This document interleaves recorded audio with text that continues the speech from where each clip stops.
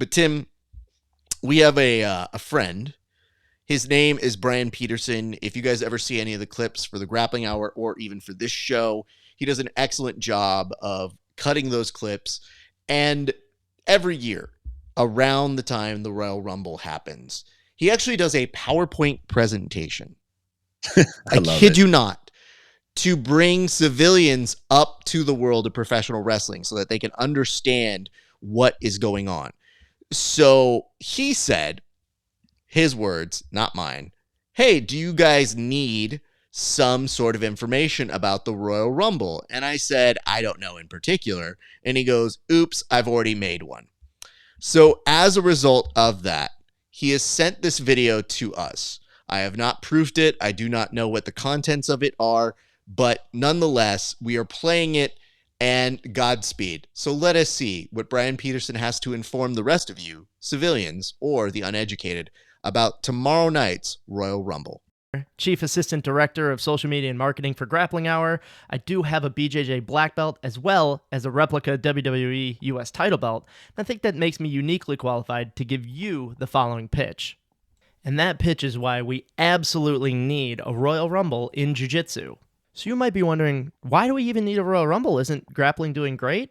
And I'm here to tell you that we can take it to the next level using a technique that we've used for years. If you look at events in the past like Finishers Money in the Bank, taking inspiration from WWE Money in the Bank, or the ever-popular Quintet looking just like a Survivor Series match, we've been taking gimmicks from pro wrestling for years. And if we're going to do that, we should take the gimmick, the Royal Rumble. Okay, so you might be thinking, what even is a Royal Rumble? Basically, it's a match where you have 30 competitors. They each come out to the ring at separate times. You're going to eliminate people by throwing them out of the ring, and the last one there is getting qualified for a main event title shot at the biggest event of the year, WrestleMania. Now, there's a lot of similarities between that and what we already have in Jiu-Jitsu. Both ADCC and the PJF have qualifiers. They already actively encourage throwing people off the mat, and they both have a main event show that everyone's trying to get to, essentially making ADCC Worlds akin to WrestleMania. The only difference is that WrestleMania, isn't being bankrolled by money from the Middle East. So you might be thinking, are grappling fans really ready to accept a Royal Rumble rule set into the culture? And I think that the sport is really heading in the direction that rewards a lot of the staples of the Royal Rumble event. For example, we have returning legends coming back from out of nowhere to showcase their skills like they never missed a beat. We have an encouragement to throw our opponent off of the legal competition area. And of course, a staple of both the Royal Rumble and Jiu-Jitsu events is unexpected catastrophic leg injuries. Honestly, I'm surprised we haven't had a Royal Rumble event already. Okay, so let's say that we do have this event. Who's going to be in this? Who's going to win? Well, I think we need to look at the favorites for the Men's Royal Rumble this weekend to kind of get an idea of what types of people are going to be here. Starting off, maybe you've heard of him. His name is John Cena. We all know him as an aging freestyle rapper, so that's a start. Seth Rollins is the second favorite. He's a Midwest hippie if I've ever seen one. Maybe the most accomplished grappler of the bunch, CM Punk, a Master 4 blue belt and former UFC fighter. And finally, we have Dwayne Johnson, The Rock, a noted MMA impersonator. And I think if we take all of these archetypes together, we're really looking at every blue belt line at every gym I've ever trained at. So I think the odds of getting some professional grapplers in here is pretty good. But Brian, what about a women's division? Well, it's jiu-jitsu, so I'm sure we'll get there in about 10 to 15 years. So that brings me to my big question. Who do you think from the grappling world is going to dominate a jiu-jitsu Royal Rumble? Thanks for having me. Go ahead. Bryan Peterson, thank you. That was fucking amazing, man.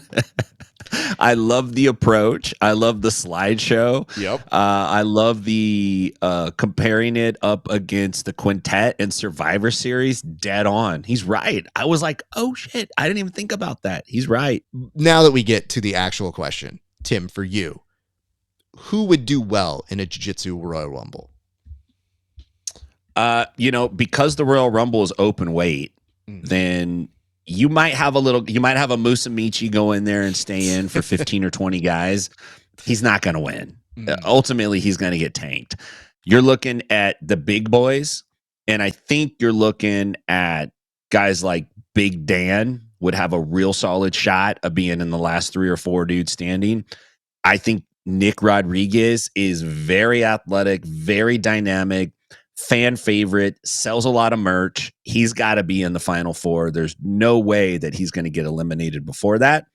And then you might have a couple of oddballs. There's always a couple of guys that you don't quite expect. You might have a guy like AJ Agazarm who he's hanging around. He comes in at number 3 and he's still there at number 28. He's just like a cockroach. You can't get rid of him, man. He's too tough. His defense is too good. Every time you throw him over the rope, he hangs on it and he flips back over. Definitely, I see Big Dan being in there in the end. Maybe a Pixley, maybe a guy like that.